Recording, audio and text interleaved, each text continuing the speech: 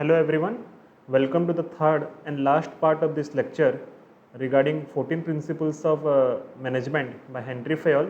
हमने पहले दो क्लासेस में हेनरी फेयोल के बारे में सीख लिया है, प्रिंसिपल्स ऑफ मैनेजमेंट होता क्या उसके बारे में सीखा है और हमने उसका 11 प्रिंसिपल्स अभी तक डिस्कस कर चुके हैं हम लोग।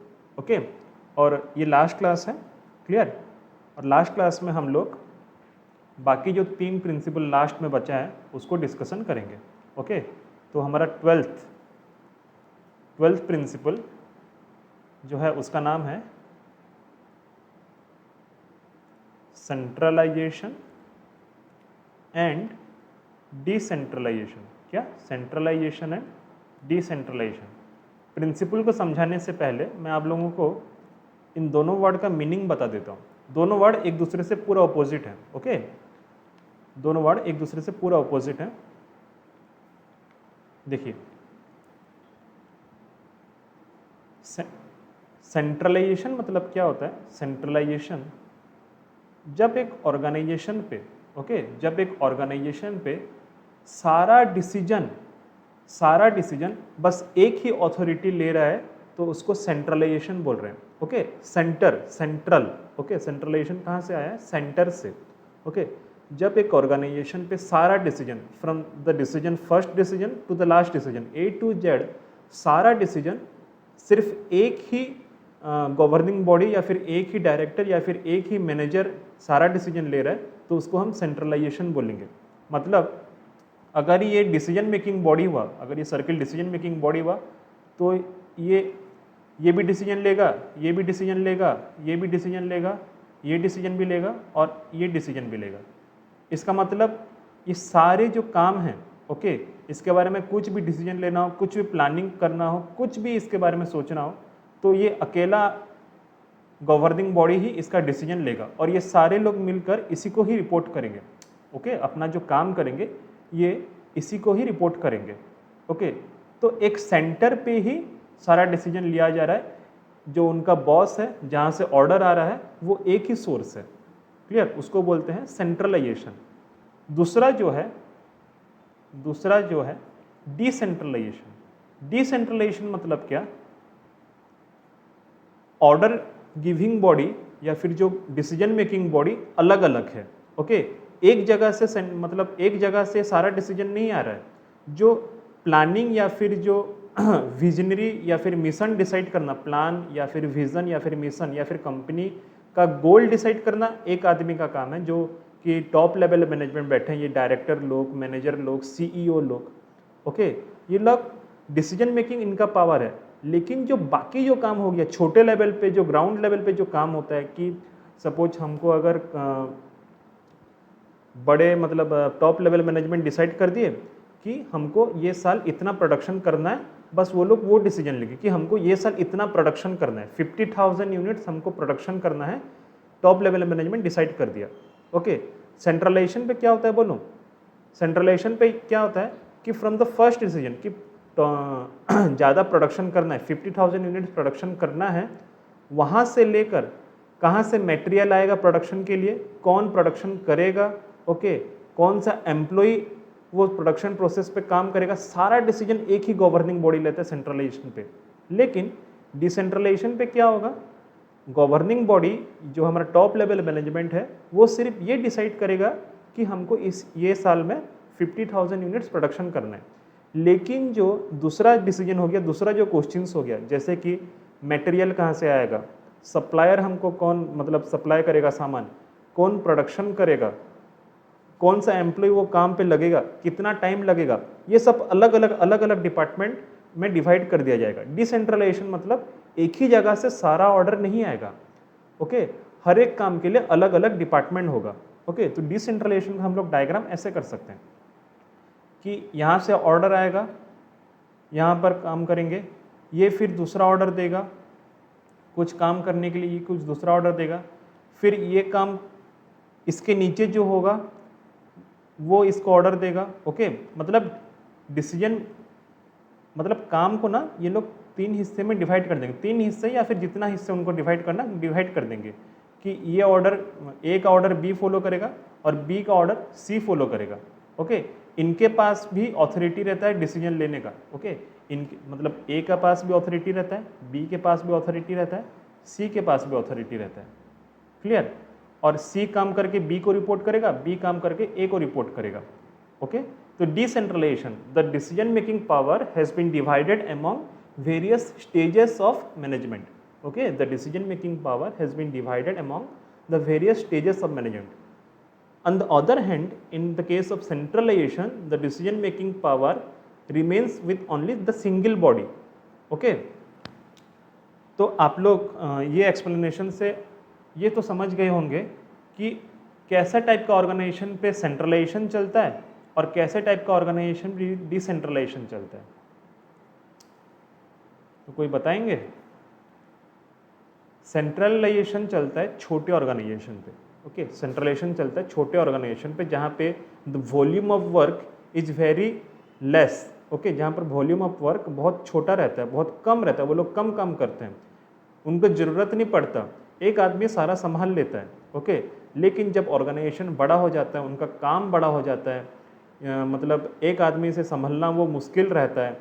ओके, अलग अलग डिवीजन, मतलब अलग अलग काम अलग अलग आदमी को डिवाइड कर देंगे तो वो काम अच्छे से भी हो पाएगा, एफिशिएंटली हो पाएगा और ठीक टाइम पे भी खत्म होगा। ओके, तो डिसेंट्रलाइजेशन कहाँ पे काम लेता है? बड़े ऑर्गेनाइजेशन पे, जहाँ पे the volume of work is very big. Okay, sorry, लाइजेशन। तो ये रहता है आपका centralisation and decentralisation. Henri Fayol भी यही बोला था। हेनरी फ्योल ये नहीं बोला था कि सेंट्रलाइजेशन अच्छा है और डिसेंट्रलाइजेशन खराब है, या फिर डिसेंट्रलाइजेशन खराब है और सेंट्रलाइजेशन अच्छा है, ये नहीं बोला था। हेनरी फ्योल ये बोला था कि according to the size of the organisation, main चीज यहाँ पे क्या है, देखो notes, according to the size and nature of the organization, according to the size and nature of the organization,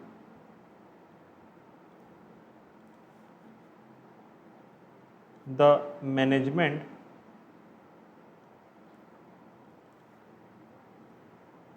shall decide whether to work according to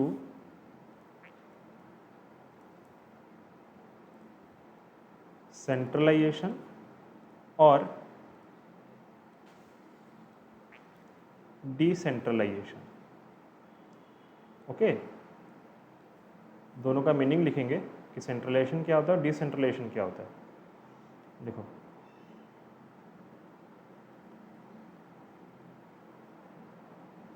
एक minute,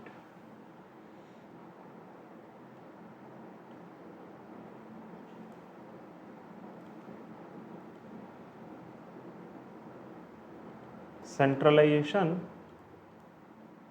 refers to an approach where sorry, centralization refers to an approach where the decision making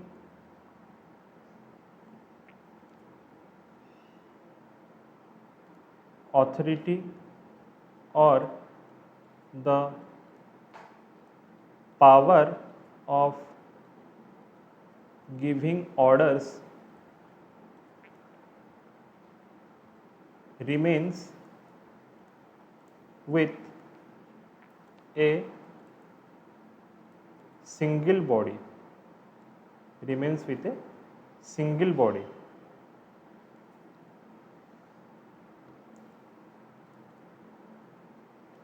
Centralization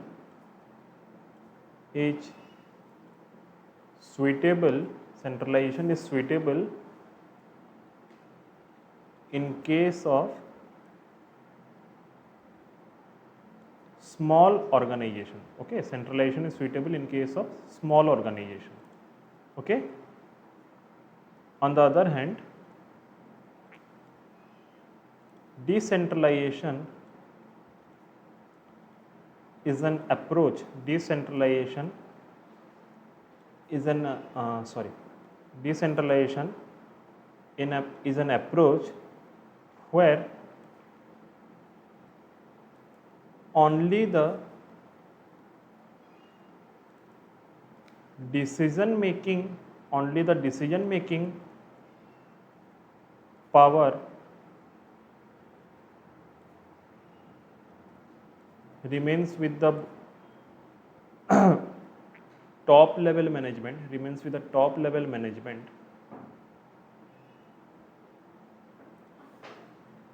and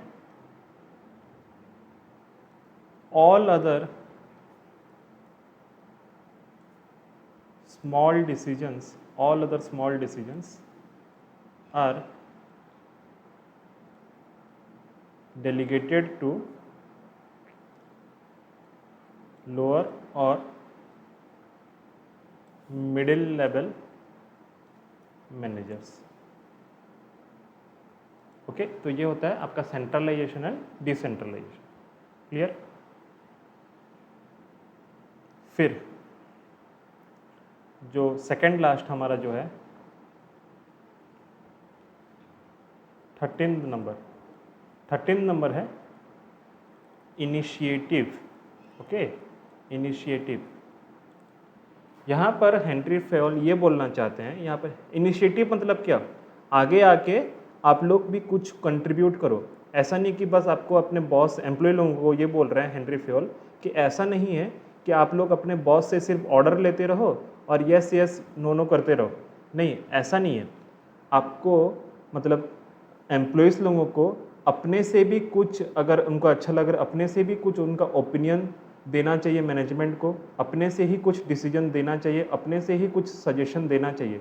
और manager उसको मतलब accept नहीं कर रहा है, फिर भी उसको सुनना तो चाहिए, उनको मोटिवेट करना चाहिए कि आप लोग भी कंट्रीब्यूट कर सकते हो। उससे क्या होगा, एम्प्लॉय लोगों को भी लगेगा कि नहीं, हमारा कुछ दम है ऑर्गेनाइजेशन पे, हमारा कुछ दम है, हमारा कुछ प्लेस है। ऐसा नहीं कि हमारे बात को इग्नोर कर दिया जा रहा है, हमको छोटा समझ के हमारे बात को इग्नोर कर दिया जा रहा है, ऐसा नहीं है।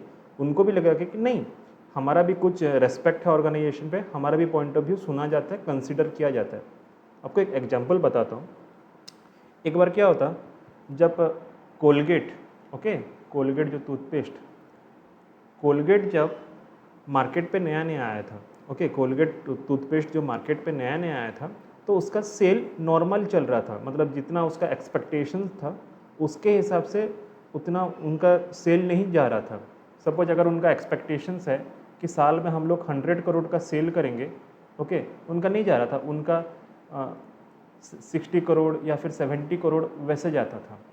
तो मज़े की बात है, उनका जो कोलकाता वाला जो प्रोडक्शन ब्रांच था, ओके, कोलकाता वाला जो प्रोडक्शन ब्रांच था, वहाँ पे एक एम्प्लॉय, छोटा एम्प्लॉय काम करता था। तो वो अपने मैनेजर को, जो छोटा एम्प्लॉय है, वो अपने मैनेजर को एक आइडिया देता है कि सर मेरे को एक आइडिया सूझा है, आपको अगर अच्छा लगे तो आप सुन लो, और अगर आपको अच्छा लग रहा है तो आप आगे पहुंचा देना बात को। तो बोलता है क्या बात है? तो बोलता है सर, हम जो कोलगेट का जो ट्यूब रहता है, ये ट्यूब रहता है ना कोलगेट का, ये ऐसे ट्यूब रहता है,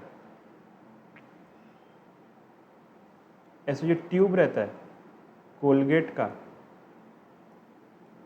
तो बोलता है ये ट्यूब का जो रेडियस है, जहाँ से कोलगेट का जो पेस्ट निकलता है, जो ये रेडियस है सर, इसको हम बड़ा कर देते हैं। ट्यूब का साइज उतना ही रखते हैं, ट्यूब के अंदर मटेरियल भी उतना ही रहेगा, बस उसका रेडियस हम थोड़ा बड़ा कर देते हैं। ओके, जो 1 cm का ट्यूब होगा उसको 1.5 cm या फिर 2 cm करवा दो, बस उसका ट्यूब का रेडियस बढ़ा दो। तो उसका मैनेजर पूछता है कि इससे क्या होगा, इससे सेल कैसे बढ़ेगा? तो वो बोलता है कि सर, अपने इंडियंस जो होते हैं, इंडियंस सुबह जब ब्रश करने के लिए उठते हैं तो वो लोग आधी नींद पे होते हैं, पूरे होश में नहीं रहते। तो आधी नींद में होने के कारण वो लोग बस ट्यूब को दबाते हैं, कितना निकला क्या निकला उस पर उनका ध्यान नहीं देता। ओके, तो आधी नींद के होने के कारण वो लोग बस दबाएंगे ट्यूब को, और ट्यूब से निकलेगा, पहले अगर रेडियस 1 cm होगा, अगर पहले का रेडियस 1 cm होगा, तो जितना मटेरियल अंदर से निकलेगा, अभी आप 1.5 cm कर दोगे, उतने प्रेशर में ही दबाएंगे तो ज़्यादा सामान निकलेगा। और अगर ज़्यादा सामान निकल रहा है तो जल्दी ख़त्म होगा, और अगर जल्दी ख़त्म होगा तो वो लोग फिर खरीदने आएंगे। ओके, देखो है तो बहुत मामूली सा और बहुत आपको लग रहा है कि स्टूपिड सा ये सजेशन है कि रेडियस बढ़ा दो, आधा सीएम रेडियस बढ़ा देने से उतने प्रेशर में आधे नींद में ये लोग दबाएंगे जो लोग सुबह ब्रश करने के लिए उठते हैं, और वहाँ से ज़्यादा मटेरियल निकलेगा और जल्दी मटेरियल ख़त्म होने से जल्दी ख़त्म होगा, और जल्दी ख़त्म होने से फिर खरीदने आएंगे। तो फिर भी कहीं से कुछ उनको मैनेजर्स लोगों को कहीं से कुछ सुझाव नहीं मिल रहा था, कुछ आइडिया नहीं मिल रहा था कि कैसे कोलगेट का सेल को बढ़ाया जाए। ओके, तो ये डिसीजन को कंसिडर किया गया, और आप लोग विश्वास नहीं करोगे 1.5 सीएम करवाया गया, 1 सीएम का 1.5 सीएम करवाया गया। और यू वोंट बिलीव उस साल कोलगेट का जो सेल है 70% इंक्रीज हुआ। ओके, 70% कुछ मामूली अमाउंट नहीं है। अगर उनका सेल 100 करोड़ है तो ये इंक्रीज होके 170 करोड़ हो गया। ओके, सेल इंक्रीज हो गया बस ये छोटा सा मामूली सा एम्प्लॉय का डिसीजन से, जो उसका सजेशन था। तो सोचो कितना, मतलब उनके मैनेजर को भी मतलब सैल्यूट करना चाहिए कि वो एक एम्प्लॉय का सजेशन लेकर अपनी ईगो पे नहीं लिया कि मेरे से नहीं हुआ इससे कैसे हो जाएगा बोल के। उसके मैनेजर को भी सैल्यूट करना पड़ेगा कि उसके एम्प्लॉय का, उसके लेबर का, उसके वर्कर का सजेशन को वो कंसिडर किया, उसको अप्लाई किए, और वो क्या प्रॉफिटेबल निकला। क्लियर। और उसको नेक्स्ट साल ही, वो एम्प्लॉय को नेक्स्ट साल ही उसको सेल्स डिपार्टमेंट में कुछ हायर पोजीशन मिल गया। क्लियर। और दिस इज़ रियल स्टोरी, में मतलब ऐसे बना नहीं रहा हूँ, you can Google it, this is real story.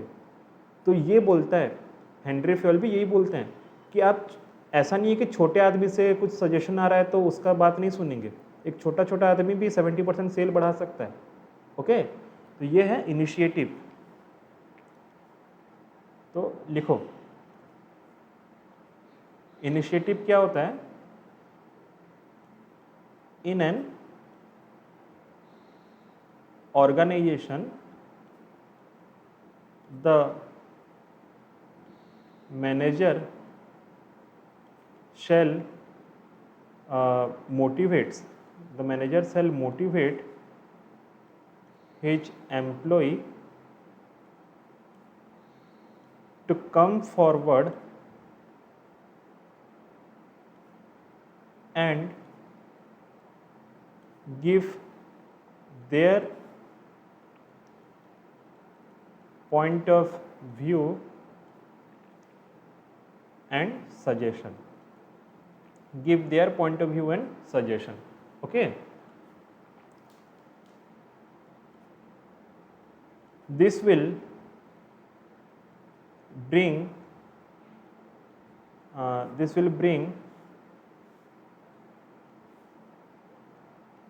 a feeling of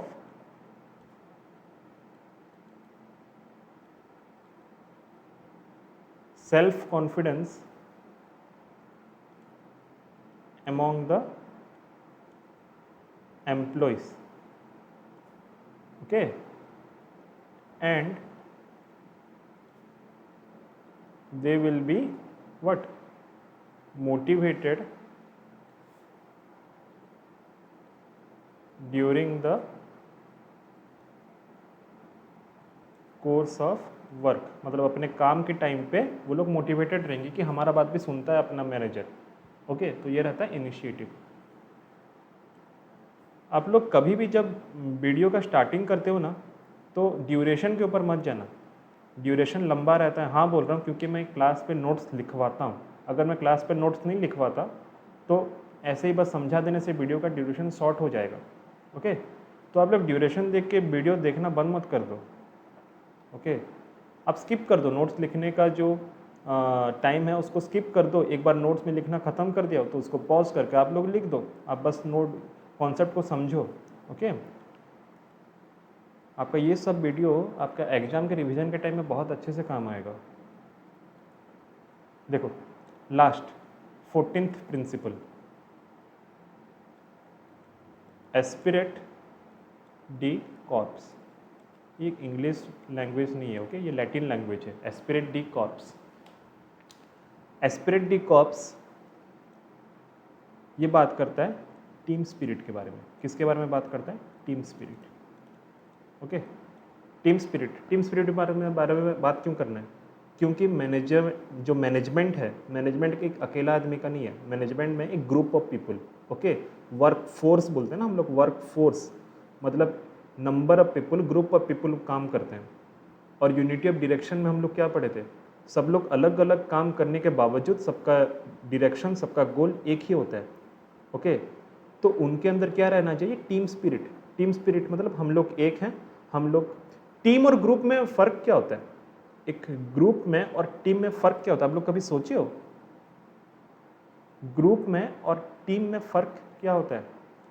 दोनों ही एसोसिएशन ऑफ पीपल रहता है, दोनों में ही एक जमावट रहता है, एसोसिएशन ऑफ पीपल रहता है। लेकिन ग्रुप में और टीम में फ़र्क क्या होता है?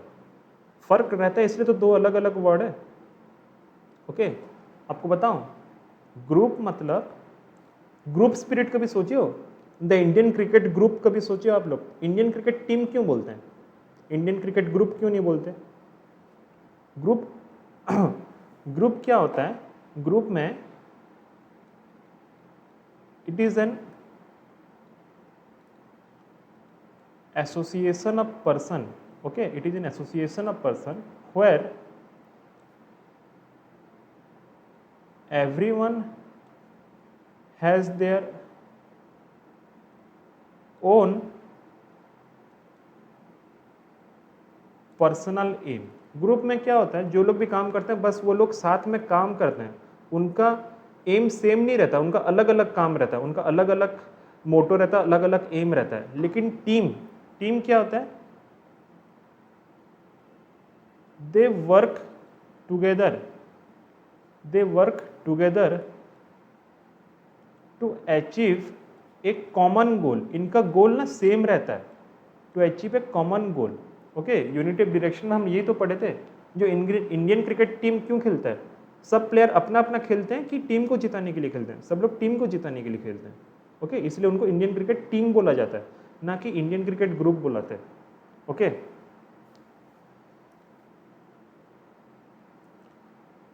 तो एस्पिरिट डी कॉर्प्स क्या बोलता है? एस्पिरिट डी कॉर्प्स में हेनरी फेयोल ये प्रिंसिपल के जरिए ये बोलना चाहते हैं कि जो मैनेजर है, ओके, वो अपने ऑर्गेनाइजेशन में among the employees should ensure that there is a team spirit.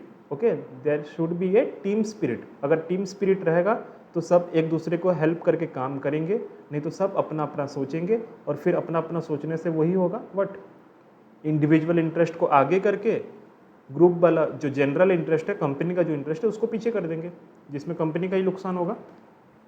Okay, हमको किसी एक का फायदा नहीं चाहिए, कंपनी एज ए होल का फायदा चाहिए। ओके, देखो, through this principle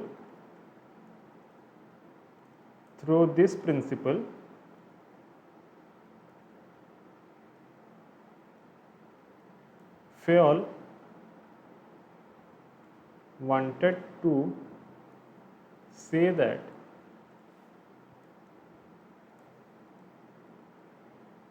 the manager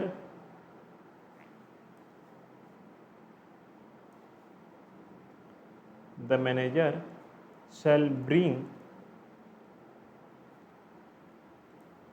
a feeling, the manager shall bring a feeling of team spirit among the employees. The manager shall bring a feeling of team spirit among the employees. Manager मतलब जो अपने organisation पे एक team spirit का feeling लाना बहुत ज़रूरी है। मैनेजर, ये मैनेजर का काम है टीम स्पिरिट का फीलिंग लाना। Okay,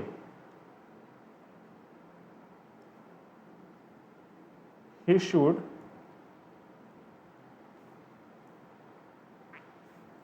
should promote the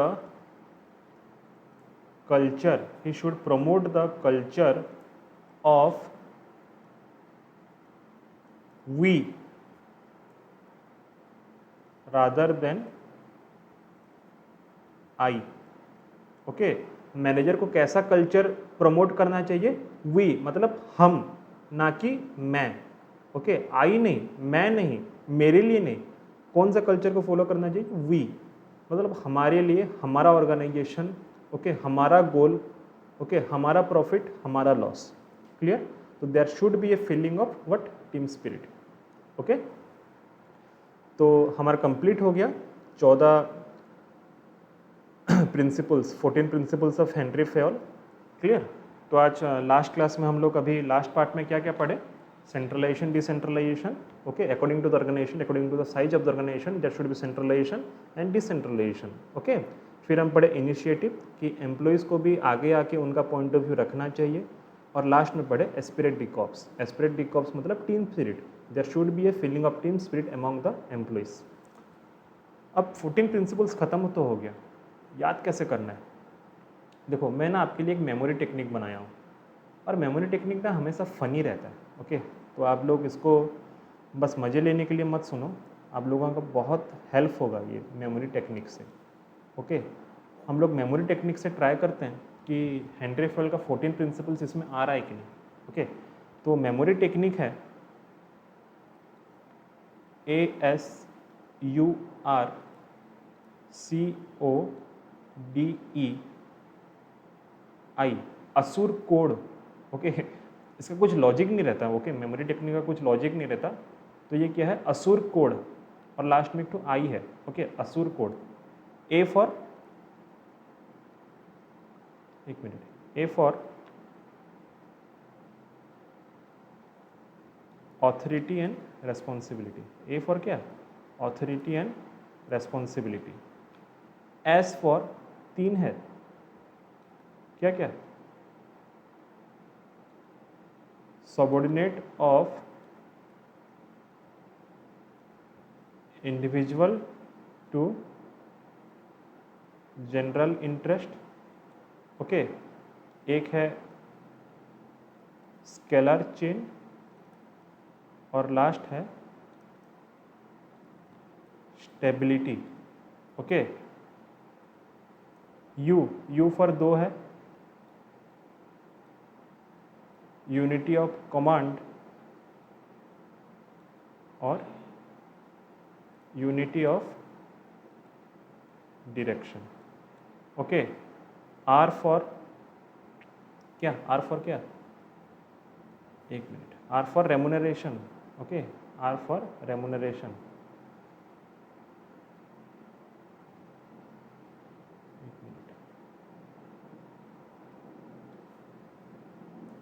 are for क्या है, remuneration. C for centralisation, decentralisation. O for order. Okay, O for क्या है, ऑर्डर। डी फॉर भी दो है, discipline and division of work, discipline and division of work. E for esprit de corps. Okay, E for esprit de corps.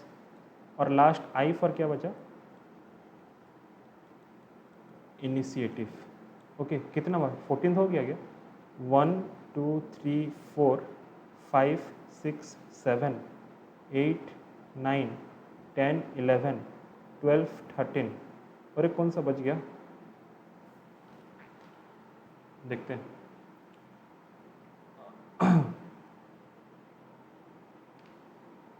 और कौन सा बच गया,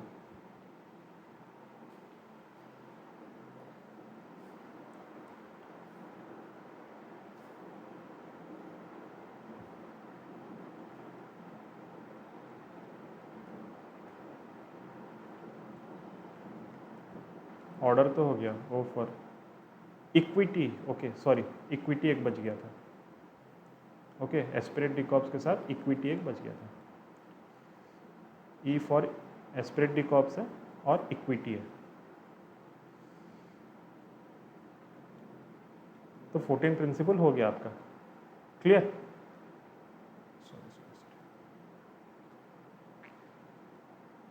क्लियर? ऐसे करके आप 14 प्रिंसिपल्स को याद कर सकते हैं।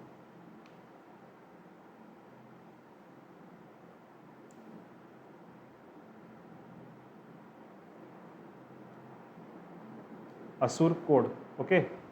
आप लोगों का ये 5 मिनट में हो जाएगा। 5 मिनट क्या, जब आपको पूरा नाम से ही आपको अगर समझ में आ जा रहा है, कॉन्सेप्ट आपको याद आ जा रहा है कि ऑथोरिटी रिस्पॉन्सिबिलिटी मतलब क्या, फिर स्टेबिलिटी मतलब क्या, subordinate to individual interest upon general interest क्या है, कि स्केलर चेन क्या है, कि सेंट्रलाइजेशन डिसेंट्रलाइजेशन, ऑर्डर क्या है, इक्विटी क्या है, अगर आप लोगों को ये समझ में आ गया ना, तो एग्जाम में लिख, ये मैं आपको बता रहा हूँ एग्जाम में लिखने के लिए याद कैसे करना है। आप एक बार असुर कोड बोल दो तो असुर कोड में आ जा रहा है ASUR CODE और लास्ट में बस एक I, ओके। तो आपका ये एग्जाम के पहले ना 2 मिनट में रिवाइज हो जाएगा। बस लिखने का मतलब ये रहता है ना, प्रॉब्लम रहता है कि याद नहीं रहता। हो गया, याद करना भी आपको बता दिया मैं। क्लियर? तो हम लोग ख़त्म करते हैं आज का क्लास, और ये आपका प्रिंसिपल्स ऑफ मैनेजमेंट यहाँ पे ख़त्म होता है। Thank you.